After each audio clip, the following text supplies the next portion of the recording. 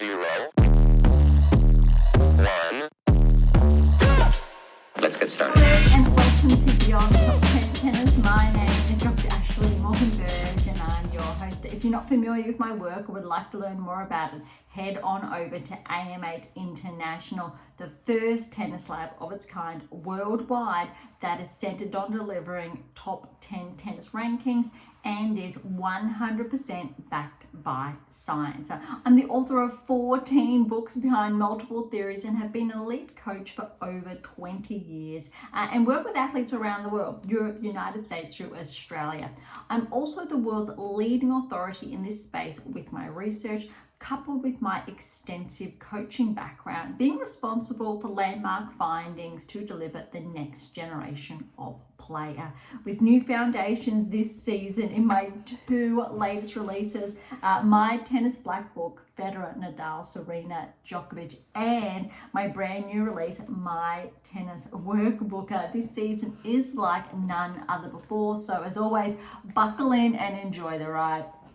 Welcome to another edition of Beyond Top 10 Tennis. We've got a lot to touch on this week, purely or primarily because Madrid has come to a close on both WTA Tour, ATP Tour, and I share this, I think, every few episodes, that there are new data implications because of an event that have already been established in your black book or previous works. First and foremost, if you've been with us for some time now, thank you so much. You know what we're all about. If you are new, welcome. As always, I encourage you to track back to early episodes, but your black book, this one, if you don't have your hands on it yet, this is, I guess, your roadmap to help you navigate that. It came out just before Christmas, helps you traverse the collection. So all of those texts behind us there, and your workbook that only came out a couple of weeks ago now complement, so they work in tandem. But where I'm going there, new data implications, etc. Last year I shared in this one key insights of the 2024 season, so you'll find that in here as well, with key readings, but also the players that were set to become barrier breakers this season. So join the top 10 players who are going to exit, say, the 8%. So the 8 players inside the top 10 that really have that stronghold, the 2% there of that 10% that essentially are more vulnerable to regressing outside the top 10. And I've shared that previously as well, and a lot of our episodes last season. But names already that have come to light that are in your black book is Navarro, for example. Andreeva, a little bit ahead though in that respect. Badosa rejoining. It's already in here. And then on the men's side, Paul, he already early this season went in. Yes, he's regressed out. Tsitsipas, that he'll join again. Bounced back out, but he's getting there. We talked about Fritz last season and then peaking in the 2024 season. And we've seen that solidifying his place back in the top 10 or top 5 now. And then the big names, Draper, into the top 10 in here. And then, well, lastly, one of, and relevant this week, is Musetti. And I think I get so excited. And again, if you've been with us for some time now, you know this does happen. I get so excited because it's all here. And what's most exciting about that is that, no, I don't have a crystal ball.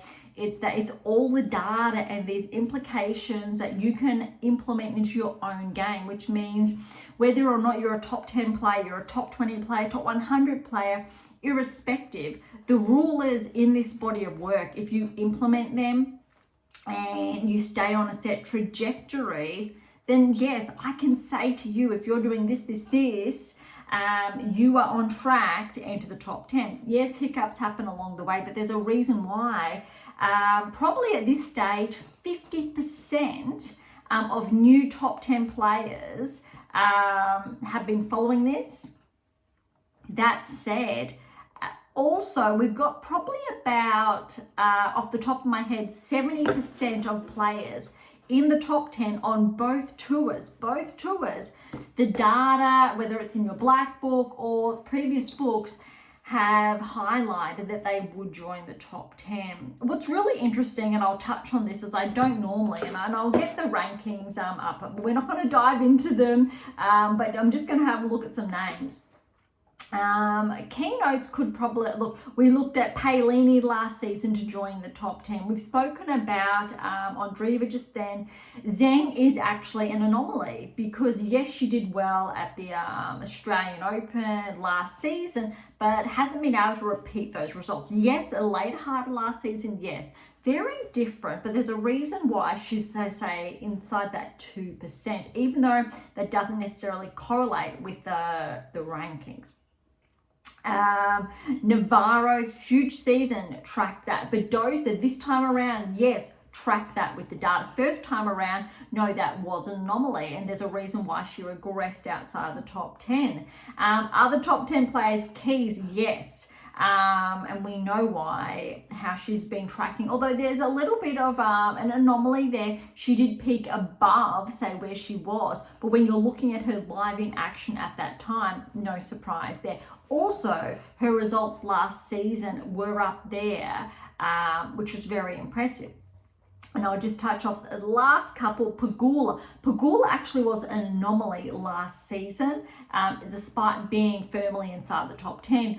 Obviously, finishing the season strong is the reason why she solidified her place back inside in the top 10. Yes, she has been inside, but there's a reason for that language there. All right, top 3. Gauff. We've been tracking Gauff for probably the best part of the last 4 or 5 seasons since she had that huge win at Wimbledon over Venus and the What Is Your Game Missing series. Gauff's in there from, I think, when she was like 16, 17 years of age onwards, and tracking her trajectory along with winning a Grand Slam and looking at those markers going, yes, Gauff is going to win a Grand Slam around this time frame if she continues XYZ, which isn't really, they're the keys in action.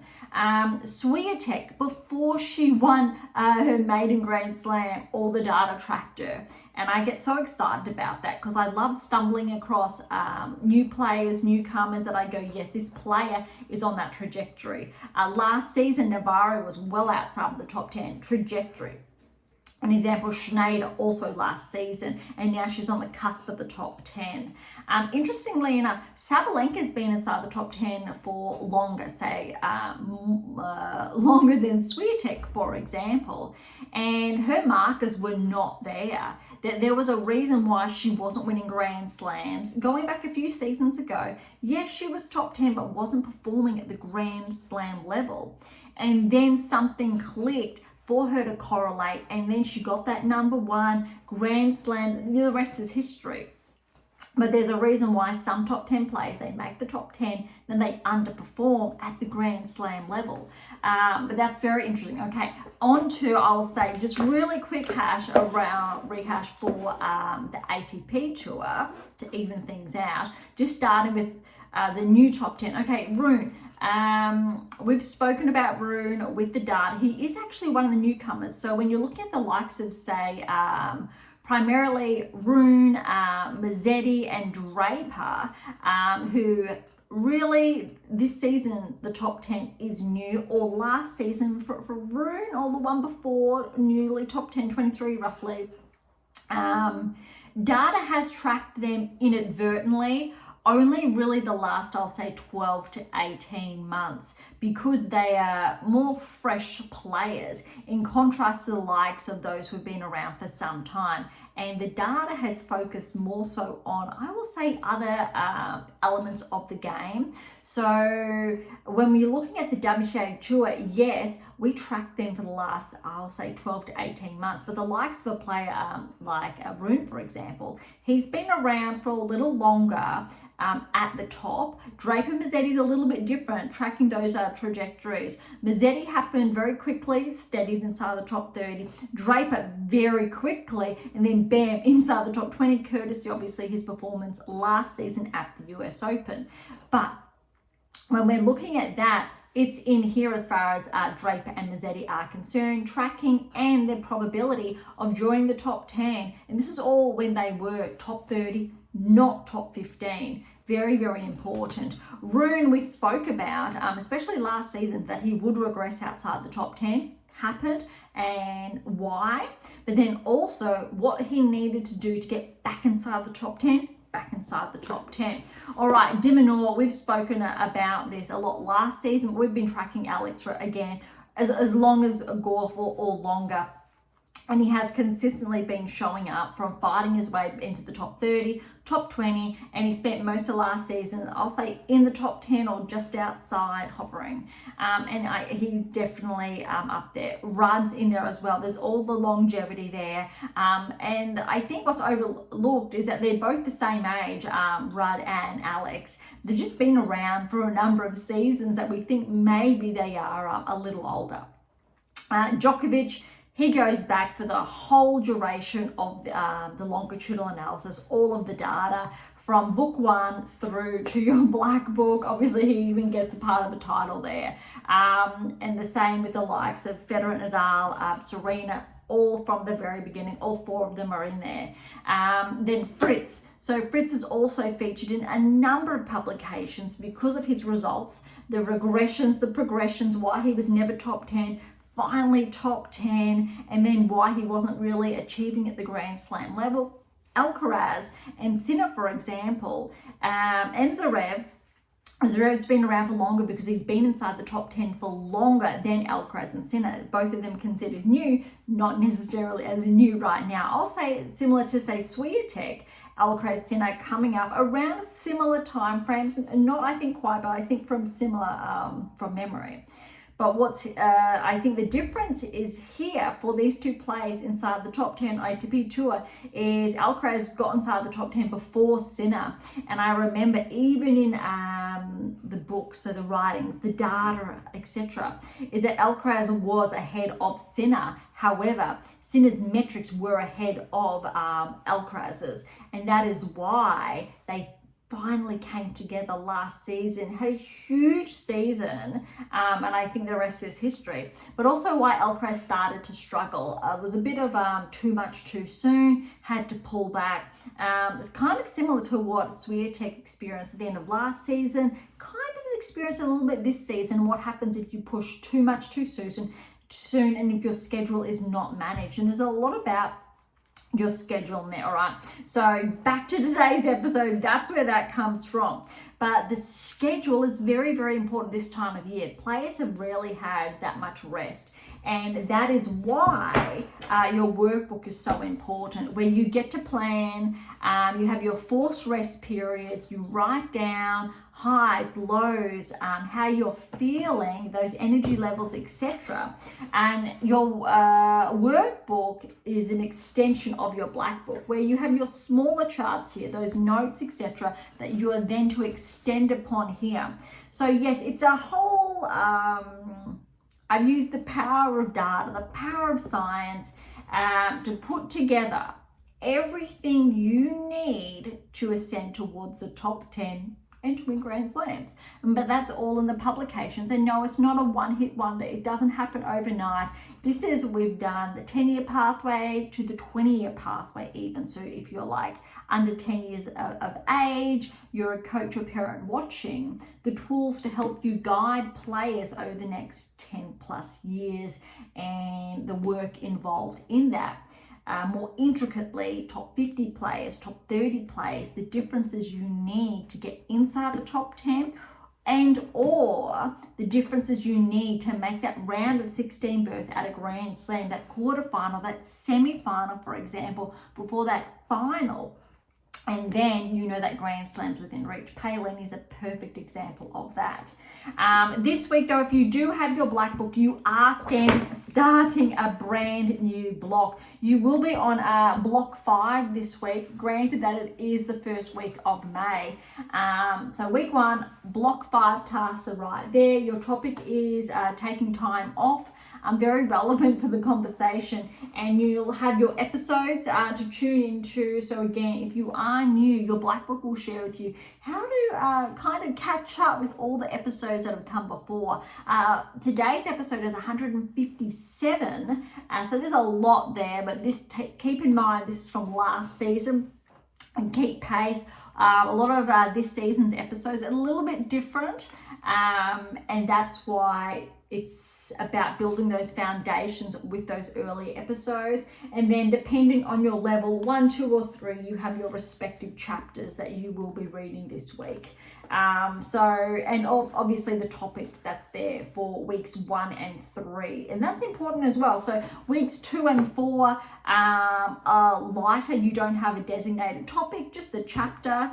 But more time to attend to your workbook, fill in the blanks, etc.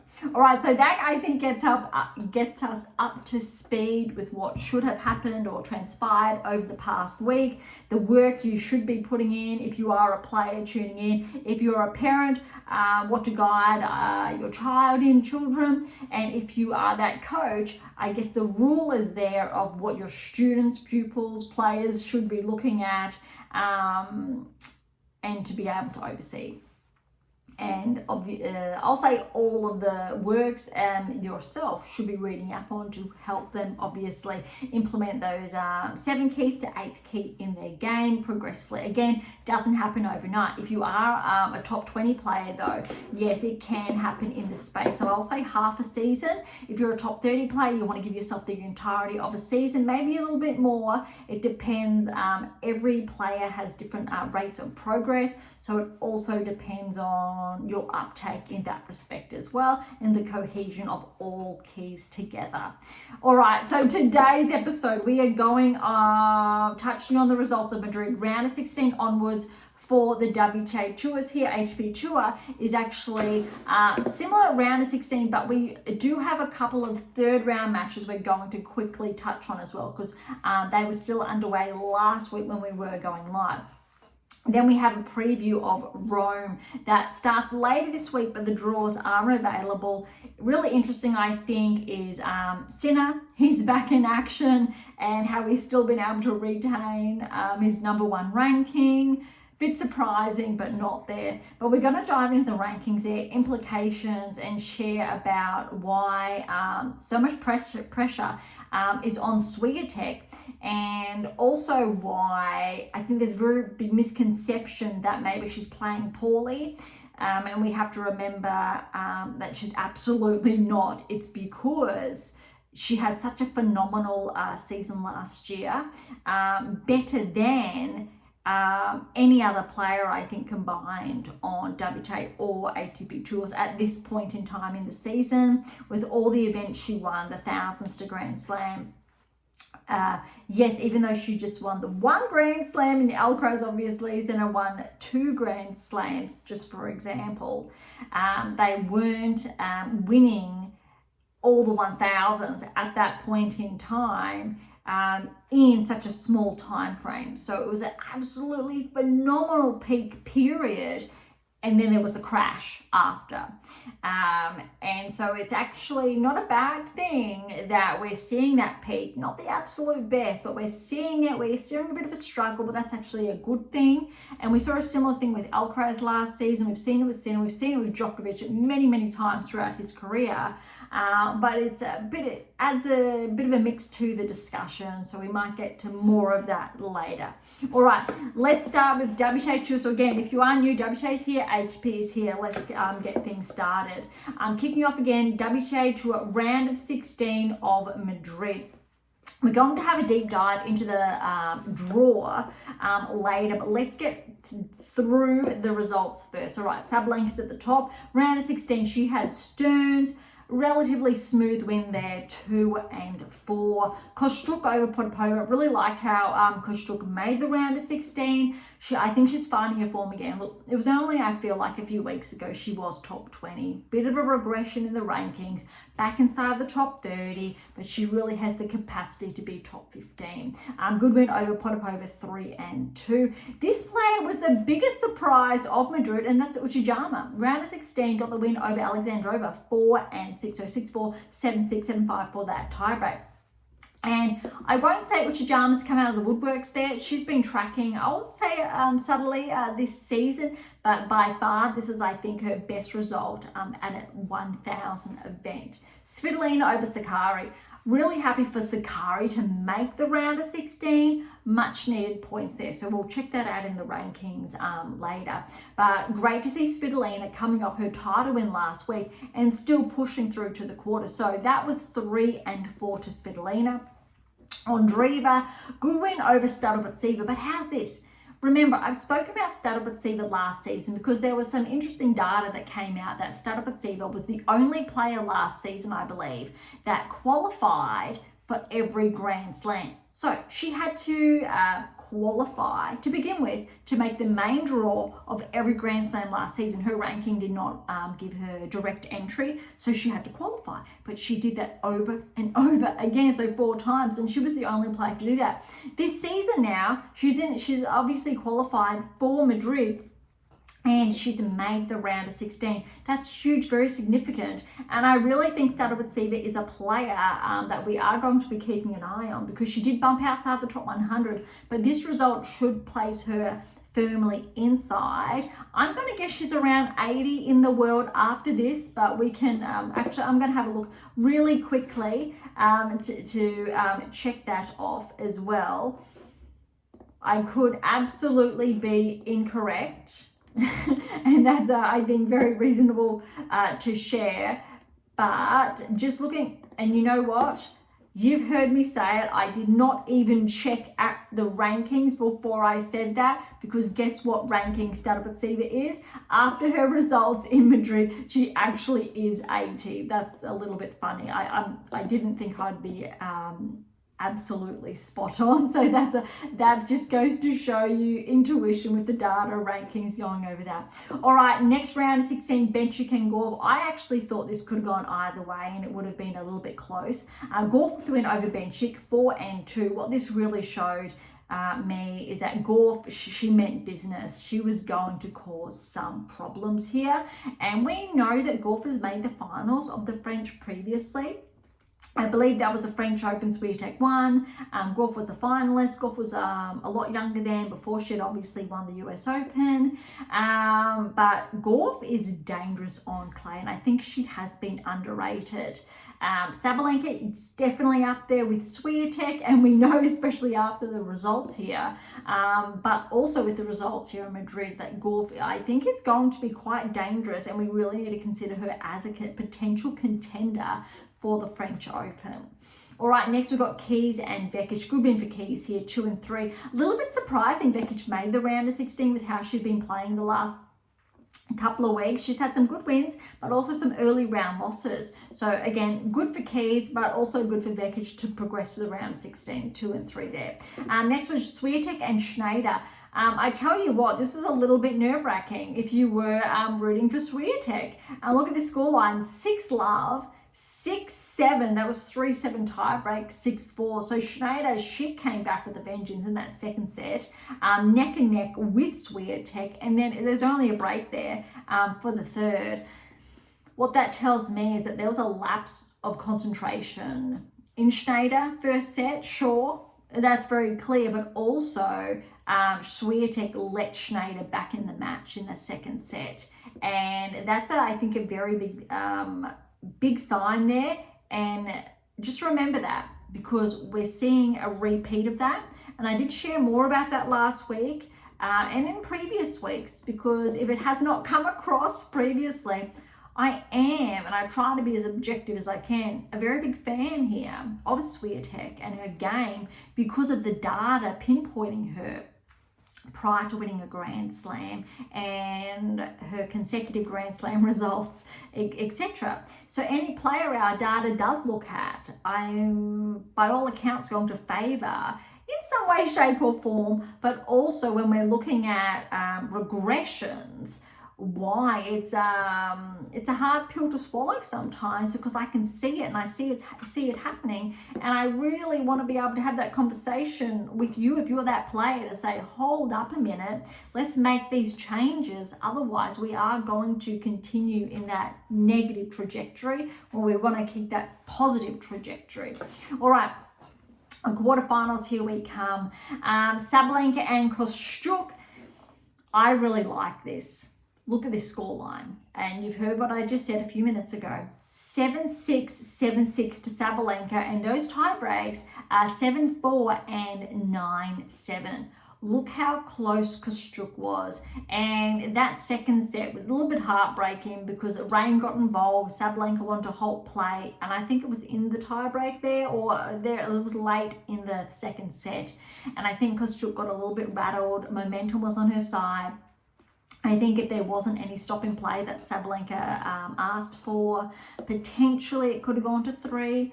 But that's just the nature of the game and when rain interrupts play.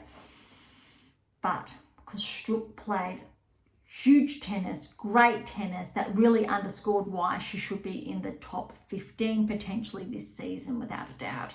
All right, other quarterfinals, or next we've got Uchijama and Svitolina. Obviously, Svitolina was favoured here, so scoreline's not that surprising, 6-2, 6-1. But well done to Uchijama making the quarters. That's a huge win for Svitolina, making the semis of the 1,000 event.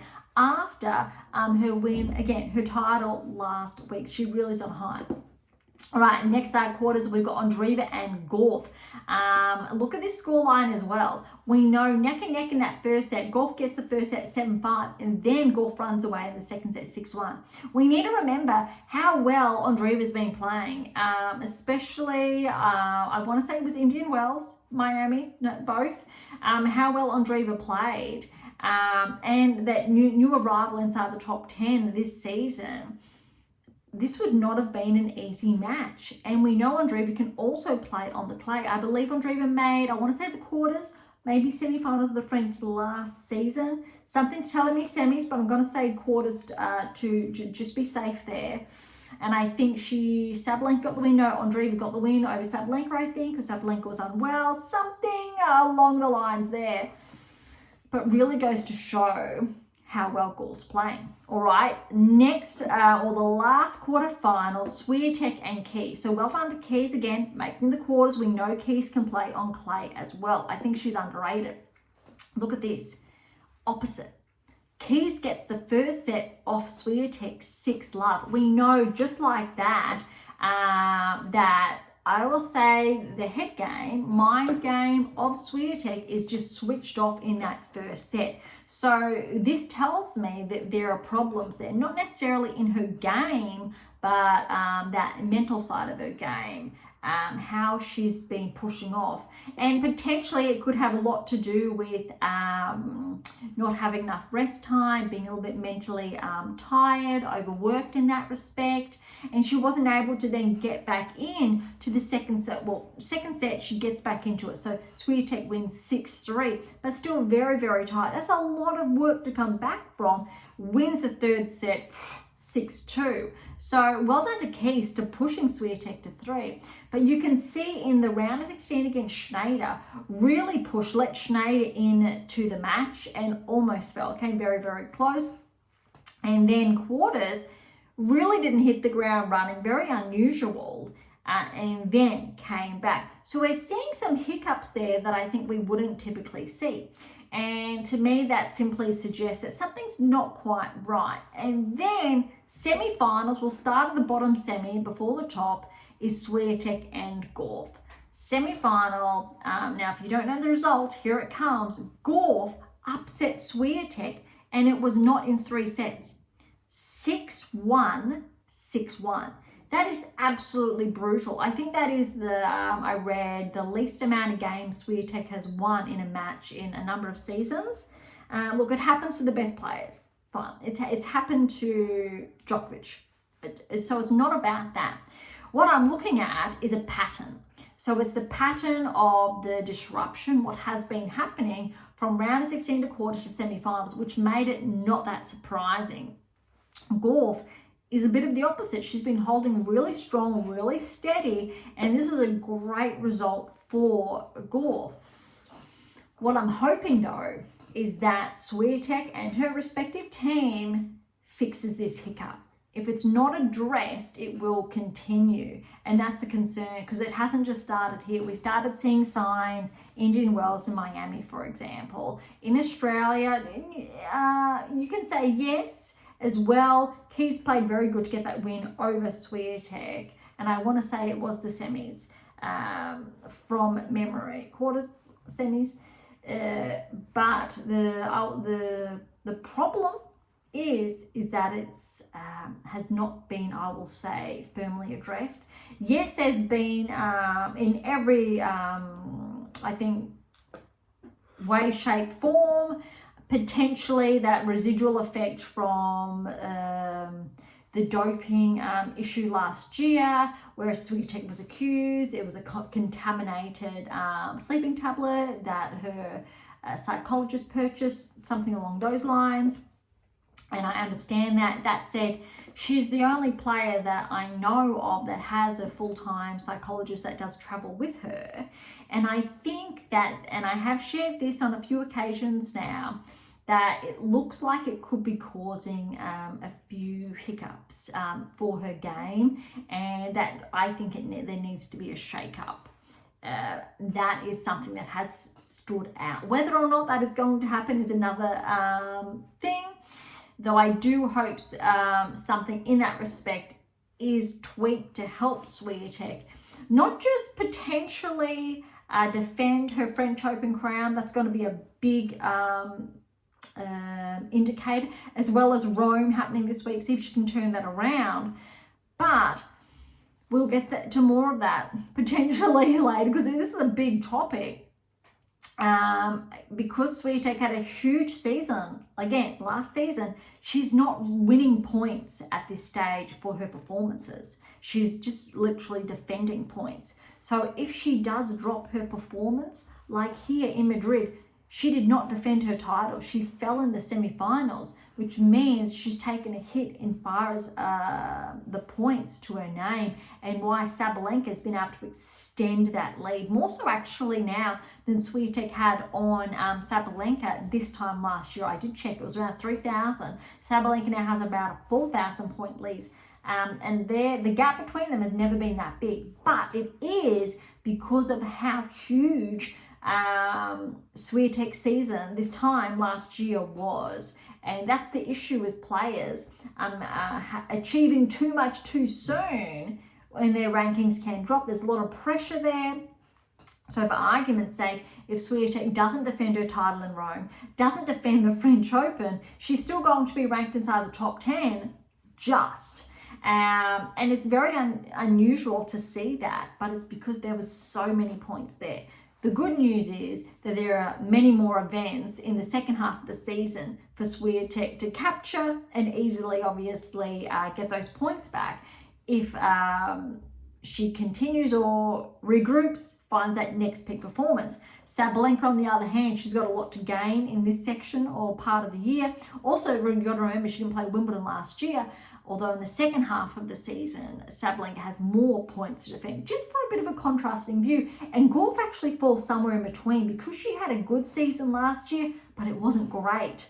And it's actually a very good chance. And potentially in the next week, we will actually see Gauff maybe switch places with Swiatek. Very unusual. Might get to a bit more of that later, trying not to get carried away, but this is a very big talking point. All right, other semi-final was between Sabalenka and Svitolina. Huge result still for Svitolina, getting to the semis. Sabalenka, too good. 6-3, 7-5, but the scoreline shows you that it wasn't a whitewash. It was still very tight fought. As far as the finals concerned, it was neck and neck. Look at this scoreline, 6-3, 7-6, 7-3 in that tiebreak to Sabalenka. Could have gone either way. I think Sabalenka was just a little bit too good in that respect. But you can definitely see Gauff is gaining ground. All right, next, that's Madrid, done and dusted. We'll get to the rankings last, as always. But before we go over to the other smaller events that were underway last week, I want to quickly have a recap of the draw. Having a look at Sabalenka's draw, she did not play a top 10 player until the finals. She did not play a top 15 player. She only played a top 20 player in Svitolina in the semi-finals. So remember that. One top 20 player, semi-finals, Sabalenka faced. All other seeds, they were knocked out on that side of the draw. So Sabalenka actually had a very smooth path to the finals. Very important. This is just to put things into perspective. All right, as far as Swiatek's concerned, and we'll get to Gauff shortly, Swiatek, she actually had to face two higher ranked players. So round of 16, a top 15 player already, and quarters, a top 5 player. That's huge. And then semi-finals, another top 5 player. So she had a 13th seed in Schneider, then Keys, top 5, then Gauff. Okay, top 5. Sabalenka, no. Her highest opponent before the finals was Svitolina, the 17th seed. That's huge. That's so relevant of how hard it was. But to be fair, look at Gauff. Gauff had to overcome the 2nd seed and the 7th seed in Ondreva as well. And she also had a tougher draw because she had her dad, well, no, she didn't. She had Benchik, but not seeded. So as far as the toughest draws are concerned, it was Swiatek, then it was Gauff, and then Sabalenka. Well, Sabalenka is, I think, she had a very easy draw, just to put things into perspective. Swiatek she had the toughest draw, the toughest quarter of the draw, because the seeds actually all came through to the round of 16. In no other section of the draw did all of the seeds come through. Quarterfinals, yes, Sabalenka did have Kostyuk, but again, she was the 24th seed despite the scoreline, etc. Svitolina had a really nice draw that worked in her favour. Pegula fell and Paolini in those sections. But without a doubt, you can see Swiatek, when she had Keys, Gauff had Ondreva. Keys obviously is ahead in the range, so she's high in the rankings. And when Gauff had Benchik, Swiatek had Schneider. So again, tougher draw. Really important. I think when we put that into perspective, you can see why Swiatek, she got so close to defending her title, fell, yes, in the semi-finals, but she had a huge draw. It was really tough, just in comparison to Sabalenka and Gauff. So I think it's important to put that into perspective. All right, on to, I want to say that St. Malo. We're going to have a look at the quarters onwards here. Kessler was the number 1 seed, and she did fall in the quarterfinals. Osaka was the 2nd seed, and good news for her, so we will get to that shortly. Noteworthy is the player who did take out the player who took out Kessler was Gulbik in straight sets. She progressed through to the semi-finals, and Juan, who took out Volnets, the 3rd seed in the quarters, she took out Gulbik, 7th seed in the semi-finals. So Juvan was a surprise packet in making the finals in St. Malo. Again, it's a 125. We touched on that last week. But Osaka, best result, yeah, straight sets over Jackie Mo in the quarters, 3-set win over Jean in the semi-finals, and Osaka over Juan in the final, 6-1, 7-5. So it's great to see Naomi win a title. I think it's her first title in 4 years. First one back since maternity leave or as a mother, which is huge.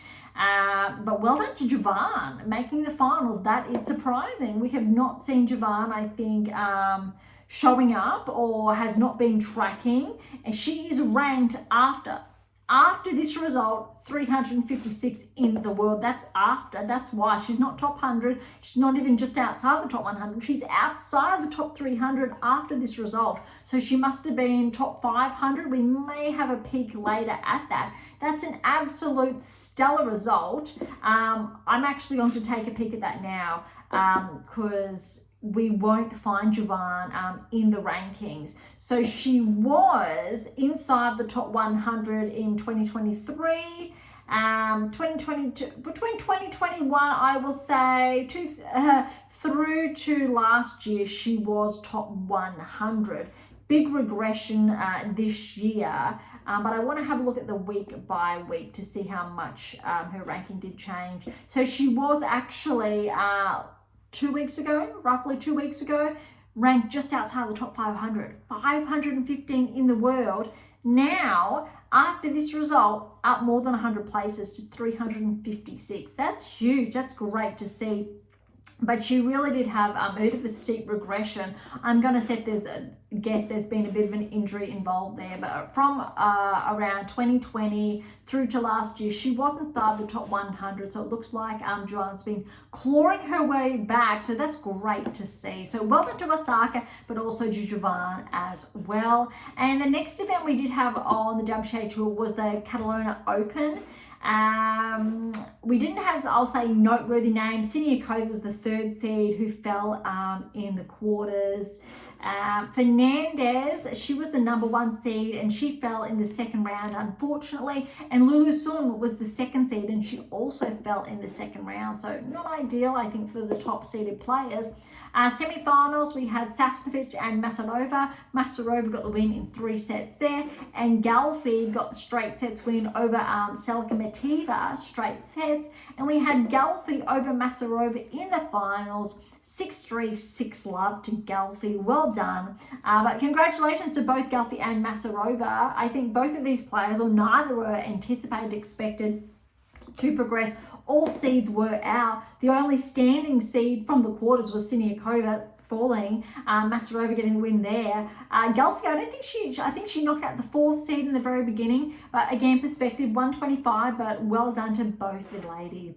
All right, this brings us to Rome now for us to have a quick look at the draw. I just want to highlight, as far as the qualifying is concerned, I'm not going to go through everything, but one name I did pick up primarily in the qualies was Sakkari. Here she is. So Sakkari has had to fight her way through to the main draw potentially. So she's got through Paquet in the 1st round, but she needs to play Sabalenka in the qualifying in the 2nd round, which I think is getting underway right now as we're going live, and will continue, I think, into tomorrow because it's a big qualifying draw. I think that she was primarily the biggest name I saw. Surprised that Sakkari was qualifying. Stanipatsiva's in the qualifying, but she has already fallen to Sabalenka, who's Sakkari does need to play. They are the primary, I'll say, big name. Look, Tomljanovic is there. She's got through. She needs to play Gadecki to see one of those players will qualify. Cornet, who, remember, she retired last year. She's been playing a couple of events coming back, I think in France primarily, but she's fallen also in the 1st round. It'll be interesting to see if she gets a wild card into the French. And Mira's sister, Erica. So Erica is also qualifying, but she's fallen to Lepchenko in the 1st round of qualifying. So that's just some key players to be mindful of. All right, let's have a peek at the draw. Obviously, the full draw is not out because players will play a qualifier, but I think we're going to roll with it and go with that. Have a look at who's playing who. Let's keep in mind that all of the seeded players are going to have a bye, so let's dive into it. Sabalenka with the bye, Yastremska and Potapova. Okay, so if Potapova gets through, that's a tough one potentially for Sabalenka. Sabalenka will be favoured, but Potapova's been playing some good tennis lately, like she did play in Madrid. Pavlyuchenkova and Bulta. You need to favour Bulta. That said, look, Pavlyuchenkova, she hasn't been playing her best tennis lately, but she had a really good run in Australia. That's a tough one. All right, the winner will play Kenin, who has a bye 1st round. Fernandez has the bye. She'll play the winner of Grant and a qualifier. Igala has Kostyuk. That's going to be interesting. Kostyuk is not seeded.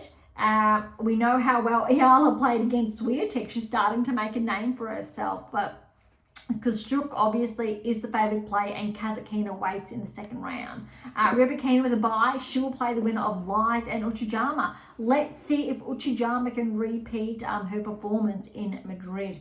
Andreescu's gotten through. She's going to play Urgesi 1st round. winner will play Vekic. Fretch with the bye, she will play the winner of Azarenka and Osorio. I think Azarenka, I want to say, made the quarters here last season, or thereabouts. So she does have some points to defend, hoping Azarenka can find her form again on the clay.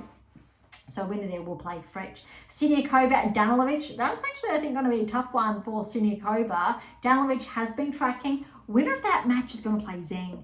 Zheng does have points to defend in Rome. I think she also made the quarters last season, thereabouts. If Danilovic gets through, kind of want to favour her to get the win, upset Zheng. But maybe Zheng's turned a corner. We haven't really seen her play at that level we're used to seeing her from, I'll say, second half of last season.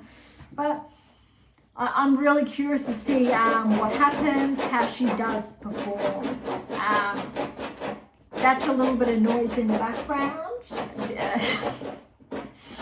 If yes, that's a four-legged one, building a bed for himself.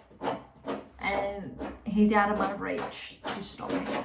All right, so I'm again curious to see how Zheng is going to perform. All right, next we've got Gauff. Okay, Gauff has the bye, and she's going to play the winner of Zucchini and a qualifier. So the winner there will play Gauff. Berge has a qualifier first round, and then Lynette has a bye. So the winner there will play Lynette. Alexandrova with the bye. She's going to play the winner of Raducanu and a qualifier. So let's say Raducanu does push through, I think, depending what qualifier she gets there. And then Alexandrova, look, Alexandrova, she's been playing, I'll say, some pretty good tennis. So I think that she is going to be favoured, irrespective of who she does face. But you know, it'll be great to see Raducanu on the clay, bringing her game, and to see if she can find that form, that she starts to get some traction on the hard courts. All right, Stefania and Kudermetova of play, and the winner of that match will have Anisimova with the bye first round. Navarro with the bye, she's going to play the winner of Vondrasova and Wang. It'll be really good to have Vondrasova back in action. We've got two qualifiers. So Torsten has the winner of two qualifiers in the second round. Noskova with the bye. She'll play the winner of Burel and Cartel. Tomova has a qualifier. The winner of that match will have Ondriva in the second round. Paolini with the bye. She's going to play the winner of Pedone and Sun. Kvitova, great to see her back in action again. And Berge, I think she's still waiting for that first tour win. The winner of that match has Jabeur. That's tough if Kvitova gets through. That's basically a Grand Slam champion, Grand Slam finalist by 3, I think it is, in Jabeur. Tough encounter either way. Ostapenko with a bye, but it looks like with this draw, she could be in Swiatek's half. But we'll have a look at that later. So we've got Ostapenko will play the winner of Tramkova and Kessler. Bronzetti and Sevastova, the winner there will play Makova.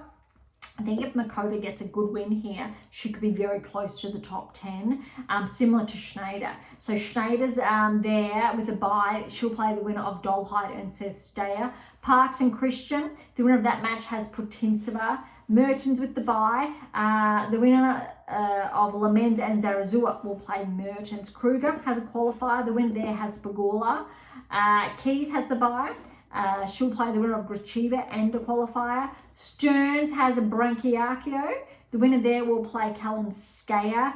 Haddad Meir has the bye. She'll play the winner of Sheriff and Buskova, my apologies. Irani has Osaka. Winner of that match will have Badosa. That was going to be huge. If Osaka gets through to the second round against Badosa, that will be the biggest match, I think, in the second round. Svitolina has a bye. She's going to play the winner of Bozes Miniero and Lee. Two qualifiers are facing off, and the winner will play Samsonova, who has a bye first round. Collins has a bye now. She did make the semi-finals, I believe, last season, which means she has a number of points to defend.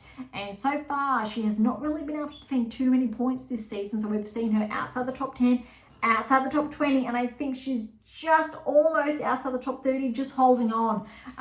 If she's not able to defend her points here, I think in Rome, she could be at risk of regressing outside the top 30, 40. But we'll find out in the next fortnight. All right, so the winner of qualifier and Polonina Kudermetova has Collins in the second round.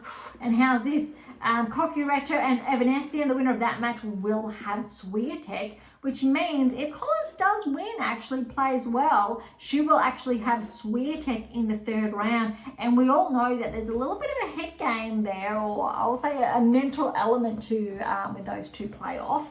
And that'll be a little bit interesting, just given, I will say, a little bit of vulnerability in Swiatek's mental game lately. So that's actually going to be quite interesting. All right, so before we head on over to the rankings, I do want to have a look at the draw just from afar, bird's eye view, to have a look at who's in whose half. All right, so Sabalenka does have Andreeva in her half. Looking at potential, okay, we've got second, third, fourth. Let's have a look at potential round of 16s. And we've got Sabalenka and Kazatkina potentially, Rybakina and Zheng, Gauff and Anisimova, Navarro and Andreeva. These are all potentials.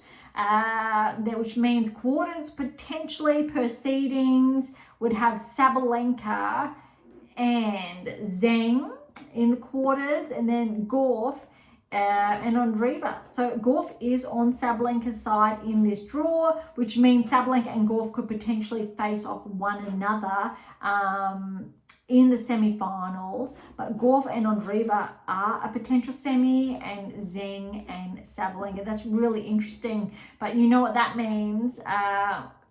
Paolini is in the same, or she's at the top part on Swiatek's draw. Let's have a look at second and fourth. And the lineup for this side is Paolini and Makova. That's a tough one. Potentially round of 16. We've got Schneider and Pegula round of 16. Keys and Badosa potential round of 16. And also then we've got Svitolina and Swiatek around a 16. It's looking a little bit nicer, this draw for Swiatek in contrast to Madrid. But fast forward quarterfinals, look at this. Paolini and Pegula potentially. And then potentially we've got a rematch of Keys and Swiatek. Remember, it went to 3 in Madrid. But there's a lot of players that are in the mix there. Which does also mean Paolini and Swiatek potentially in the semi-finals there. I'm going to be really interested to see how this draw plays out. These days really in the lead up, and how much we can really gather, ascertain with the French. Really, I think we're at less than a month away. So we're going to get some really powerful insights, our last really big ones before the French does kick off. But this is definitely one to watch. All right, on to the rankings now. Let's start at the top 100, paying attention to the biggest movers. Gauff is up 26 points to 95. Ito caps things up at 100. Welcome to the top 100. Ao Ito, 20 years of age from Japan, up 1 point. We've got Sasnovich, 11-point progression to 99 in the world. Welcome to the top 100 there. Arango's taken a big hit, back 97 points. 13 points. That would have been a lot. 13-point progression to 97 in the world. And then we do have Gauff, who I've just touched on. Yuan's up 10 points to 93 in the world. So welcome to the top 100 there. All right. So we've got Bondar, 13 points up. Again, welcome to the top 100. So she's at 89 in the world. Gulbik's up 5 to 87. I'll look for more of the 5s, and Kokureto's up 5 to 82. How's this? This is a bit brutal. Sakari, this time last year, was top 10. And I think it was after the French she regressed outside the top 10. She's now 81 in the world. I think this is the biggest regression of a top 10 player from this time last season. There's a number of others, but Sakari's actually taken the biggest hit, interestingly. Sarabatsiva's up 19 points, and we just shared earlier at 80 in the world. Christian's back 9 points to 74. Vondrousova then follows Sakkari because again around this time last year, top 10. Vondrousova is back 5 points to 68 in the world. Blinkova's up 9 points to 67. Sere's back 14 to 64. Lies is up 5 points to 63 there. Siniakova's back 5 to 62. Top 60. All right, we've got Azarenka, another top 10, but she was top 20, I'll say, this time last year. 6 point regression here, so she's at 54 in the world. Boskova, 5 point progression to 53. Pavlyuchenkova was on the cusp of the top 10 last year, I'll say, inside the top 15. 5 point regression to 52 in the world. All right, top 50. Osaka, 7 point progression. It's a little bit rough. Granted, she just won a title, 7 points, but she's up to 48 in the world. Uchijama with her round of 16 result in Madrid, a 9 point progression to 47 in the world. No other big movers in this range. We've got Jabeur, 8 point regression to 36 in the world. That's a lot of, I think, those top 10 players we were talking about. And Collins, despite being, I will say, seeded 29th seed in Rome, she's actually got a 5 point regression to 35 in the world, which looks like if Collins can't get, say, or doesn't track towards the round of 16 quarters in Rome, she probably will slip outside the top 40. That really goes, and again, talked about in the Black Book, the huge shake-up on the WTA Tour last season and the players that were going to regress and further,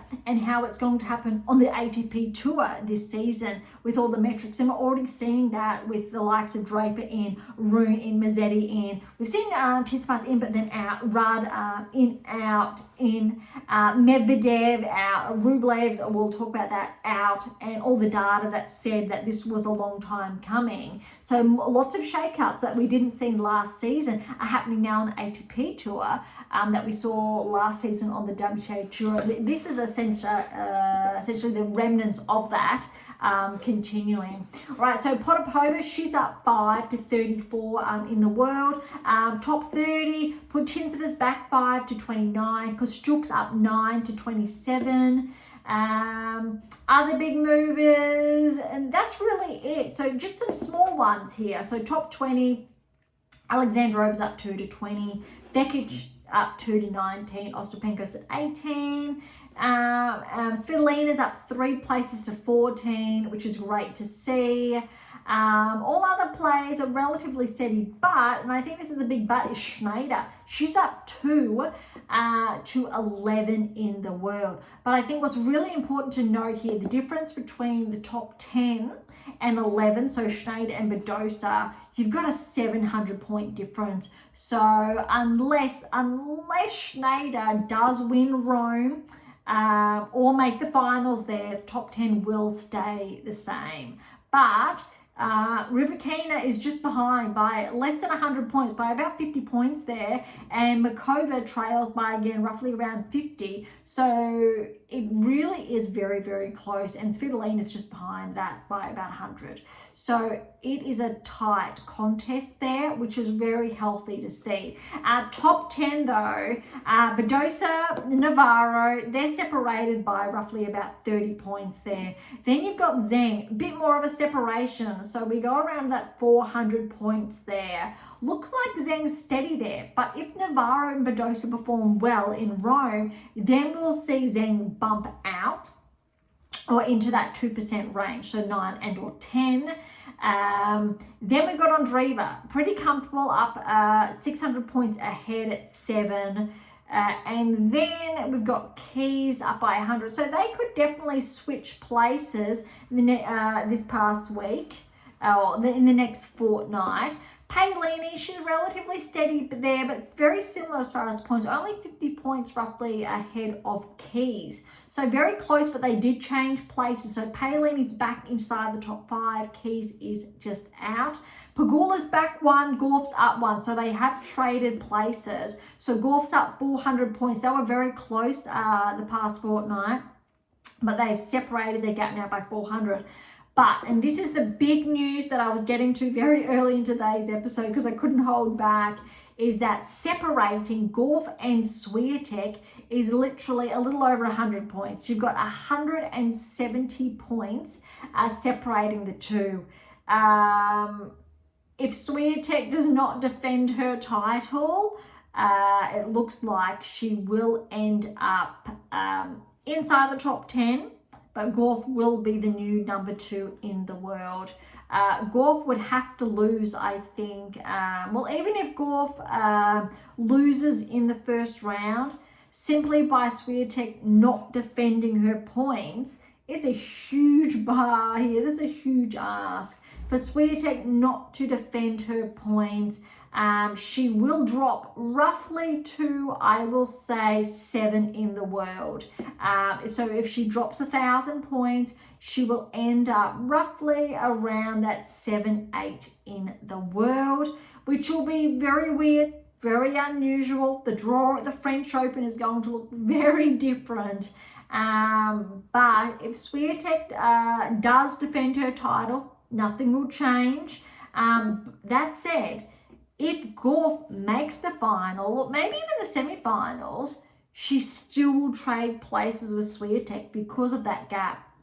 And Gauff has points to gain here. I think she made the semis last season, so she does have points either way. However, if Gauff does not get to, say, the round of 16 onwards, Swiatek defends her title, there's going to be a little bit more of a gap there. And that said, Sabalenka has extended her lead to over, well, not quite, or no, it is over 4,000 points. That's a huge lead. The biggest lead we've seen in some time. Swiatek did not have a 4,000 point gap between herself and Sabalenka last season. So this is actually really impressive, but it's because of how well Swiatek's season was last season and not defending those points. Is seeing Swiatek drop and Sabalenka's getting those wins that she just missed out on last season. So it's going to be a very tough time for Swiatek. That's it. If Swiatek wins Wimbledon, for example, she's getting those points back. Or if she wins the US Open or any 1,000 event in the second half of the season. So it's hugely possible for it to turn around. It's just a really big ask. Sabalenka, she's already had a really good start to the season. That can't be underrated either. Gauff is on the heels of both players, and Pegula as well. She's been playing very good. Same with Andreeva. And Palini's still there, but Andreeva is definitely a big threat. But it's really looking at if Swiatek's going to go forward or if she's going to slightly take a step back.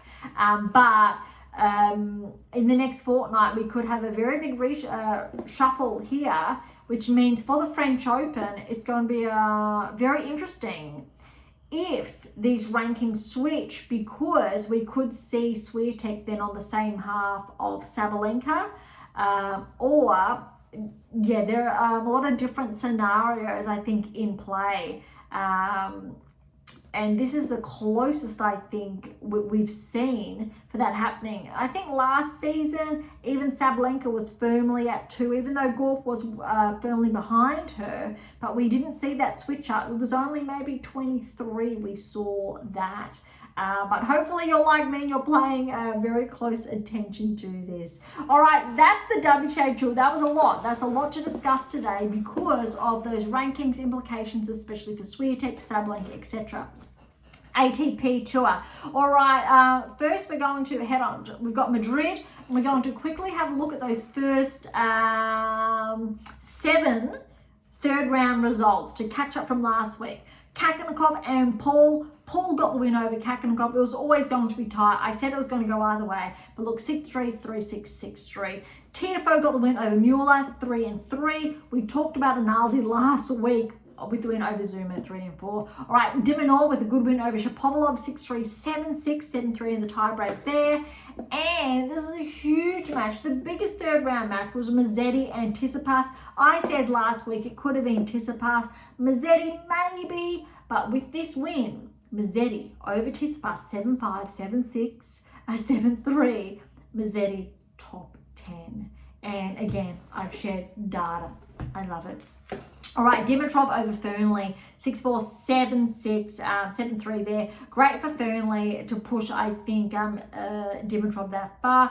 And then Diallo again, remember the lucky loser. He's having the tournament of his life. Win over Norrie, 2-6, 6-4, 6-4. Remember, he got a place because Alcaraz pulled out, and he is making the most of it with a round of 16 berth. All right, now neck and neck, round of 16, kicking off like the WTA Tour. How is this? This is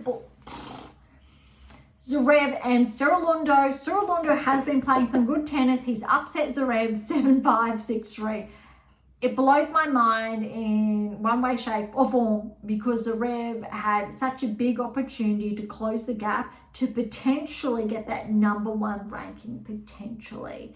He's come so close, but with Sinner back this week, potentially it's been a really big missed opportunity. He's been #1 seed in probably half a dozen events, and I think he's won 1 title out of them, and he really, I think, felt the pressure. So it's just been a bit disappointing to see, but I'm also acknowledging a lot of the pressure that comes with that, and Zverev wasn't really able to handle that, where we've seen the likes of, say, Sinner or Alcaraz handle that pressure a lot better, or Djokovic. All right, so well done to Serolundo. Mensik over Bublik, 3-2. Ruud upset Fritz. This was always going to be a maybe, but well done to Ruud. We know how well he can play on clay, but Fritz can play well on the clay as well. But this is the result we were after for Ruud to get back inside the top 10. 7-5, 6-4 over Fritz. Medvedev, good win over Nakashima, 3-6, 6-1, 6-4. Draper over Paul. Was hoping it was going to be pushed to 3, but Draper, too good, 2-2. Analdi over Tiafoe, that's an upset, but Analdi's playing some great tennis, 3-5. Musetti over Dimonor, this was a huge win for Musetti. Dimonor's obviously seated higher, favoured, but I think this was really the capstone that Musetti, he took out Tsitsipas, and now Dimonor 4-2, and he really has earned that top 10 ranking with these wins in Madrid. Diallo, again, the lucky loser who replaced Alcaraz, has got the win over Dimitrov, 5-7, 7-6, there was 9-7 the tiebreak, 6-4, to make it to the quarterfinals of a 1,000 event. That is absolutely huge. I think that is the biggest news to come out of Madrid on either sides, because the quarterfinals, Diallo's ranking is going to skyrocket. And I'm not too sure what he actually was ranked, but we will find out shortly. All right, so the quarterfinals, no Zverev, and we only have 3 players seeded inside the top 10 here, but really only 2 ranked inside the top 10, which is Medvedev and Draper, because Musetti is not top 10 until after Madrid. Look at this scoreline. Serolundo over Mensik, 3-6, 7-6, so 7-5, 6-2. Ruud got the win over Medvedev, 3-5. Draper over Analdi, 11-4. Musetti over Diallo, 4-3. So Musetti cutting Diallo's huge run. But the players, we saw a lot of the top players drop. A lot of the clay, or say Ruud, really come through. And Serolundo has been playing some good, I was going to say clay court specialists. But Draper and Musetti's been playing some great tennis. But look at this, and I think this is what surprised potentially a lot of people, is Draper, how well he played on the clay over Musetti. 6-3, 7-6, the tiebreak, 7-4. But well done to both players. Both the new time barrier breakers for the top 10 that predicted, all the predictive analytics for both of those players. But Ruud again back inside the top 10 here with his win over Serolundo. A 6-4, 7-5. I think that would have been anticipated, but the final, Ruud and Draper, really wanted to favour Ruud on experience. Draper's just on a huge roll this season, but it was neck and neck. 7-5, 3-6, 6-4 to Ruud. That was really exciting to see. Obviously, it's not as lengthy or elaborate as the WTA Tour, because there aren't, I will say, the same ranking implications for the WTA Tour. WTA Tour is a lot, and we went through similar on the ATP Tour last season, but we're seeing a lot of shuffles here. But let's have a bird's eye view of the draw of Madrid to see how it really, I think, panned out. Looking at, we've already spoken about Zverev falling here, but Fritz, look, Ruud was too good. Rune, you got to remember, Rune actually fell in the second round, and that was really surprising. So he was out. Alyssa, he fell early, and he was a defending finalist. Yet Medvedev got through. Look at the seeds. Hurkacz fell early. We know the Fritz. Rublev fell early in the third round. But remember, Rublev was the defending champion, so that has bumped him, I believe, outside the top 10. Shelton fell early third round as well. So all of these players, and Davidovich Fokina, he did push Zverev, but Zverev did get that win. That was the third round there. Bottom half of the draw came through Draper, Paul. A lot of these top players did come through. Djokovic, although did fall early. But a lot of the other, I think, real ranked players we've touched on, they did perform. It was really the surprise, I think, of no Alcaraz being present in the draw. That was the biggest, I think, one. But noteworthy, actually, it was a player, so I will clarify this, Max Zach, who played Diallo in the first round, and Diallo got through, in the second round, because Diallo played Berge in the first round. So it was Max Zach who replaced Alcaraz. So I just want to clarify that. That was a mistake that I've just picked up on. So he did make the most of it, but still was a lucky loser, but wasn't the replacement of Alcaraz, but was in that section of the draw following the same, I would say, arguably trajectory. But that is Madrid wrapped up. Now let's head on over to Rome, because I think this is the biggest news, is that we've got Sinner back in action, and I think we've missed him. We've missed him from the tour. We haven't really had that dominant player or that rivalry that we're used to seeing. Though we have seen the likes of Draper, Musetti really, I think, come up and shine and take advantage of that spotlight, unlike we haven't really seen Zverev been able to do. Alcaraz somewhat, but not as much. Djokovic, he's still been showing up, making some finals, but also some early exits. Understandable. We've spoken about that in previous episodes, the why there. All right, we're not going to have a look at qualifying, because I did have a quick peek earlier, and there's not, I will say former top 10 players like Sakari in the mix. So we're going to go straight into the draw, because we got a bit carried away with elaborating what's happening on the WTA Tour at this stage. So we're going to have a quick review here of Rome before diving into the rankings. All right, Sinner with a bye first round. He will play the winner of Navone and Sinner. Berge has a wild card. The winner there will play Davidovich Fokina. Wow, that's interesting, because Davidovich Fokina then is on a collision course with Sinner for the first round. Davidovich Fokina has been playing some very good tennis. I'm not going to be surprised if Davidovich Fokina upsets Sinner. That is going to be a very big test. I think is going to be Sinner's biggest test if he can overcome Davidovich Fokina, because he almost got the win over Zverev. If Sinner gets a very clean win over Davidovich Fokina, you will clearly see the level of play Sinner's been able to maintain, and that Zverev hasn't been able to build up to in his absence. So I think that very early rounds in Rome, it will be a very good telltale to measure Sinner's current level, his current baseline, and his rate of progress over the last couple of months. All right, going down, Cerrulondo with a bye first round. He will play the winner of Gaston and Jarry.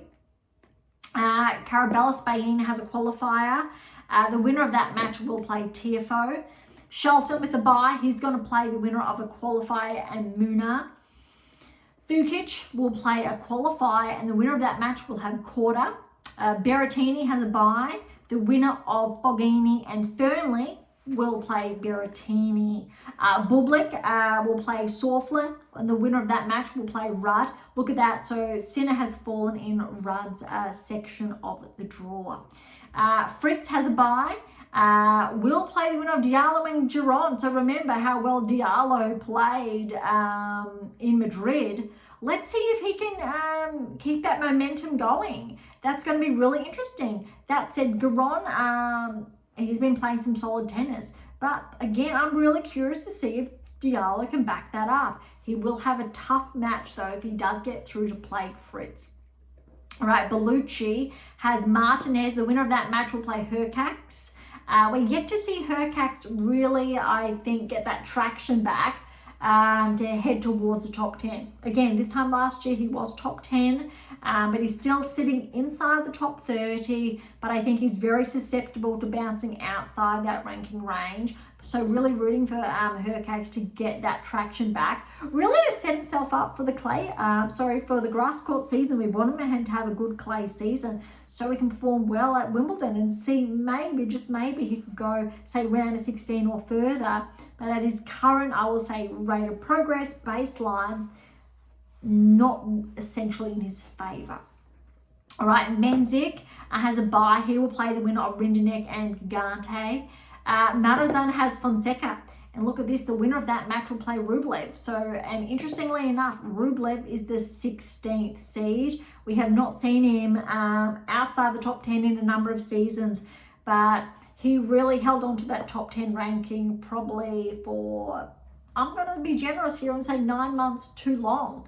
Because we spoke about it a lot last season that Rublev wasn't really aligning with the 8%. He didn't make, say, the round of 16 or further, I believe, at the Grand Slam level. But he had all those points behind him, but just really wasn't able to maintain. Yes, he's had some good results, even this season, some good results. But it's the consistency in those results and what his fellow top 10 are being achieving, performing. So that was bound to happen. Paul has the bye. He's going to play the winner of Analdi and Bautista Agut. That's going to be tough, actually, with Analdi, with how good Analdi is playing for Paul. Teen and Opelka, the winner there will play Makak. Alistame has a bye. He will play the winner of Borges and a qualifier. Nardi and Kaboli, the winner there will play De Minaur. Noteworthy, he's the 7th seed, so he has been bumped back slightly. Draper has a bye. He will play the winner of Boo and Darderi. Bonzi will play Hals. The winner there, winner of that match will play Baez in the second round. Humbert has a bye. He will play the winner of Hijaka and Mute. Altmaier has Komsana. The winner there will play Rune. Dimitrov with the bye. He will play the winner of Passaro and a qualifier. Sinigo has a qualifier. The winner there will play Keklikov. Michelson with the bye. It looks like he's squeezed in a seat there. I'm not too sure if this is the first time Michelson has been seeded. That's a very good indicator. He's going to be playing the winner of Djeri and Echeverry. Nishioka will play Struff. The winner there will play Alcaraz. So Alcaraz is back to the 3rd seed. And we have not seen that for some time now because Sinner's been out. So Alcaraz has always been the 2nd seed. So this adds, I'll say, a little bit of a different dimension to the mix. And it looks like he is in Zverev's half, not in Sinner's section. Musetti will play the winner of Medjedovic and a qualifier. Thompson will play Mapesh Perikard. The winner there will play Nakashima. Popperin has a bye. He will play the winner of Kogovic and a qualifier. O'Connell has a qualifier, and the winner there will play Medvedev. Fils with a bye. He will play the winner of Grikenspor and Kekmanovic. Lisheka will play Mueller. The winner there will play Tsitsipas. Shapovalov with the bye. He's going to play the winner of Zuma and a qualifier. Ugo Carabelli has a qualifier. And the winner of that match will play Zverev. That was a lot to go through. But now let's take a bird's eye view like we did with the WTA Tour here. So we said Sinner potentially has David Fokina in the 3rd round.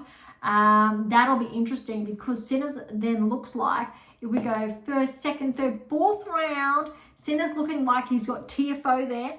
Not too bad, but that'll be a good, I think, gauge to see if Sinner does track through.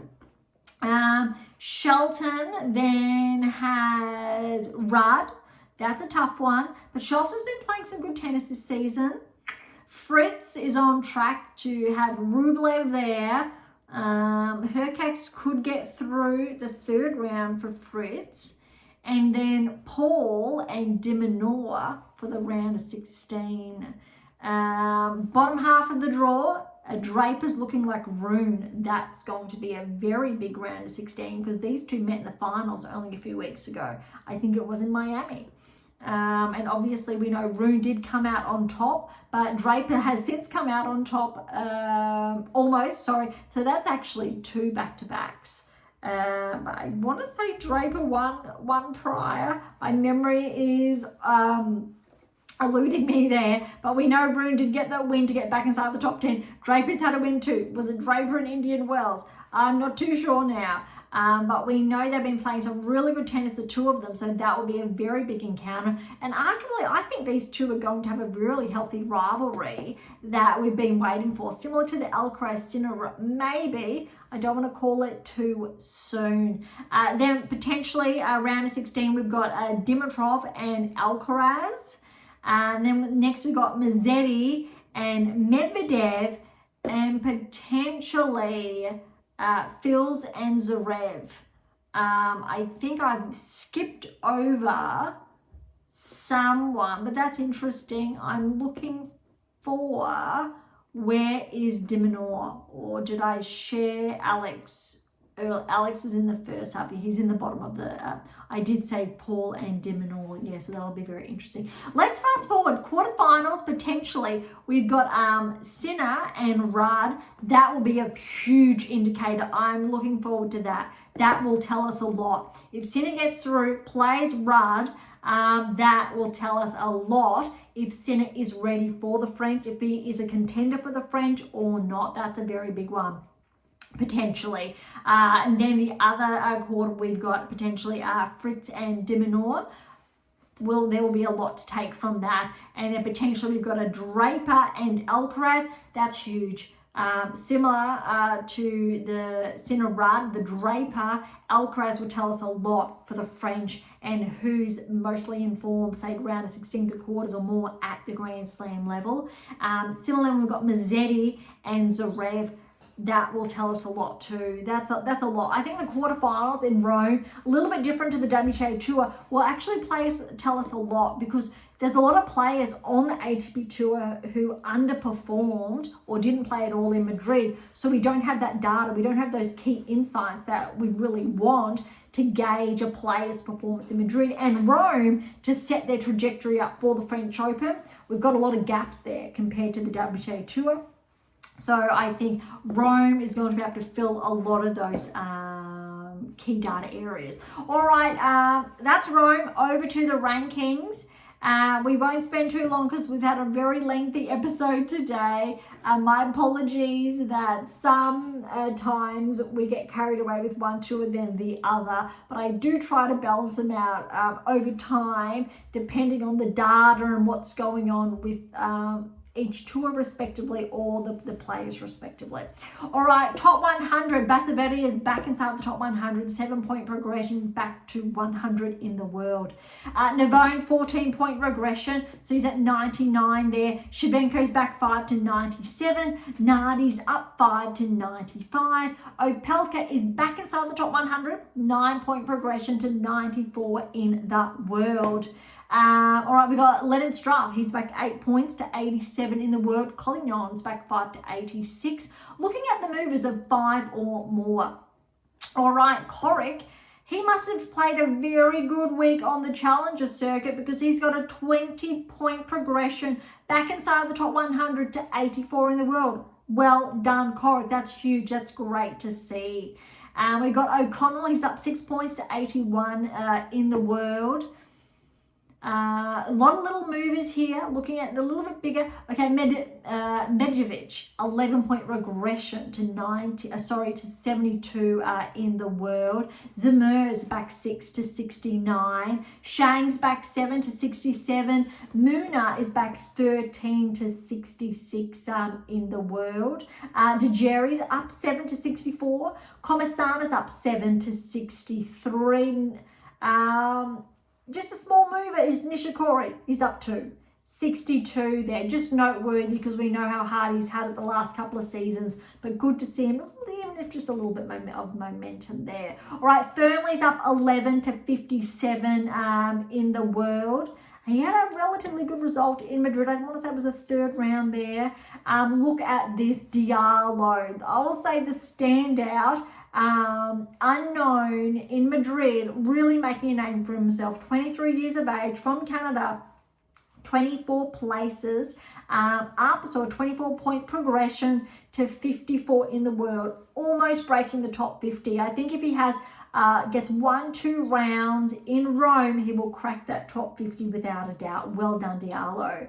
All right, inside the top 50 now, looking for those movers. We've got Tabilo, 7-point regression to 42. We've got some big names here. Anali's up 7 points to 37. Mapesh Perikard's just ahead of him. I'm just 136 there. Lecheka almost missed him, 11-point regression to 38 there. Mitchelson, 6-point progression. That is why. So he's up to 32. That is why he's seeded. He's had, I'll say, a good week on the circuit. No, we're looking at, here we go. Ogor Alisame. I'm trying to keep it to the 5 rule this week, so I'm not looking at all of it because there's a lot of movement on both tours respectively. Felix Ogor Alisame, so he did make the finals in Madrid last season, wasn't able to defend those points. There was a very early exit there, so he did drop a lot of points. 8-point progression, so he was, that tells us he was 19 in the world, back now to 27 in the world. All right, inside the top 30 firmly now. No big movements there. So as far as the top 20 is concerned, Tsitsipas, he's just back one a little bit. So we'll touch on the movement here. So he's 19. Very unusual to see Tsitsipas at 19. It was only a few weeks ago. He was back inside the top 10. Sere, welcome to the top 20. He's at 18 in the world. Rublev with a big regression outside of the top 10. 9-point regression. Wasn't able to defend his title in Madrid. So he's at 17. Which makes it Tiafoe 16, Dimitrov 15. Then no movement, interestingly enough, for Phils, Shelton or Paul. They're all steady at 14, 13 and 12 respectively. And Medvedev, he's been bumped outside the top 10 along with Rublev, but he's at 11 because Musetti has bumped in. But Rune's back 1 at 10. But noteworthy, separating, I will say, Medvedev from Rune is more than the gap on the WTA Tour. There's about a 200-point, roughly, not quite, 150, 160-point separation between Medvedev and Rune. But Paul's only 80 points behind Medvedev. That is noteworthy. Then there's a bit of about 200-point gap between Shelton and Paul. So there are less players on the ATP Tour who are very close to becoming barrier breakers in contrast to the WTA Tour. That's interesting to note. But top 10 is relatively firm. We're not seeing too many gaps inside, I'll say, the first 50%. So Rune, Musetti, the difference is about 100. So Musetti's up to 9 in the world. Congratulations, I've shared.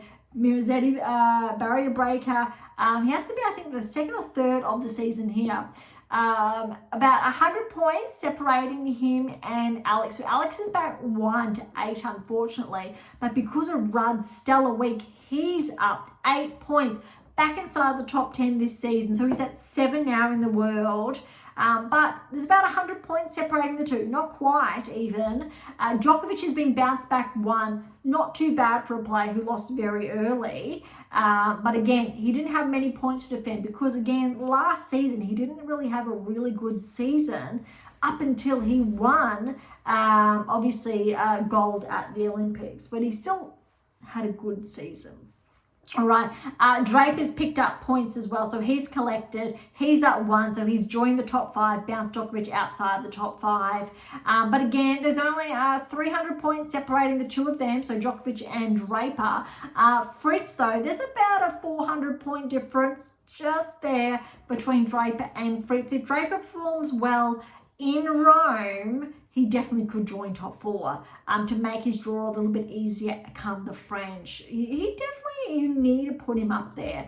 All right, Alcaraz has dropped points from not playing, but he has widened that gap between himself and Zverev, but only by around that 200-point margin, not too much there. But Sinner, even though he dropped points, Zverev stayed steady. That's interesting. Sinner is still up 1,700 points. He does not need to defend the French or Wimbledon. He only has the US Open to defend. Yes, he's got titles in between. This is going to be very, very interesting. Let's have a look at, really quickly before we wrap up today's episode, I'm just going to have a look at the Rome draw last season, just so we can have a look at what's on the line as far as points are concerned. We know Swiatek and Sabalenka did make the finals, but I want to have a look at the men's draw. And yeah, so Zverev actually made the finals in Madrid, and Jarry, this is the wrong draw. My apology. No, it is the right draw. Jarry and Zverev. So Zverev's got a lot of points to defend. So that actually tells us Alcaraz, if he performs well and Zverev does not, Alcaraz could be positioned to get the number 2 ranking in time for the French Open. That is very significant news. I did not realize that. Jarry was the 21st seed last year. He's not seeded, I don't believe, this year. So he will most likely regress. Paul actually made the semi-finals, and Tabilo made the semi-finals, Tsitsipas quarters. That's really interesting. So Tsitsipas, he's got a lot of points to defend as well, but so's Paul. Hercax made the quarters, and so did Fritz. Really noteworthy there for those players to see, and Tabilo and Zhang were the other quarterfinalists. Really interesting there for the players and the points to defend. Alex fell, did an all round of 16 there. So if Alex can progress past the round of 16, he will notch up some points and potentially overtake other players. But since Ruud actually did not make the quarterfinals last season, he has some points to collect if he performs well. Tsitsipas has some points to potentially drop. Paul as well. But let's see how Paul plays. But that adds, I think, a different dimension as well to the mix to consider for Rome, Catalonia Open, to see how the rankings shift and set us up. And in the next couple of weeks for the second Grand Slam of the season, I'm really looking forward to the French Open, but also I'm looking forward to seeing how Rome does really unveil. All right, thank you so much for listening to today's episode. It's a little bit of a long one. But look, to grab a copy of my brand new release, my tennis workbook, or my December release, my tennis black book, Federer, Nadal, Serena, Djokovic, head on over to AM8 International or Amazon, so irrespective where you're based in the world. For any comments or questions, head to AM8 or topic thread, or leave comments directly on YouTube or Spotify. To interact with Beyond Top 10 Tennis, catch up on our blogs, or sign up to our newsletter. All links are in the episode notes, as well as how to access Pink Octopus books or Spruik. If you enjoyed today's episode, please subscribe, like, share, and do all of the above. Beyond Top 10 Tennis exists for you, so please consider sharing us near and far. And if you're serious about heading towards a top 10 ranking, or want to know what your game is missing, look, as always, don't be shy.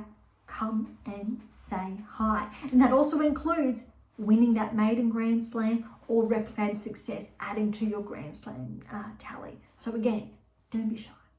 All right, so on that note, thank you so much for listening. I'm so incredibly grateful. I'm your host, Dr. Ashley Morgan Berge, and this is Beyond Top 10 Tennis. And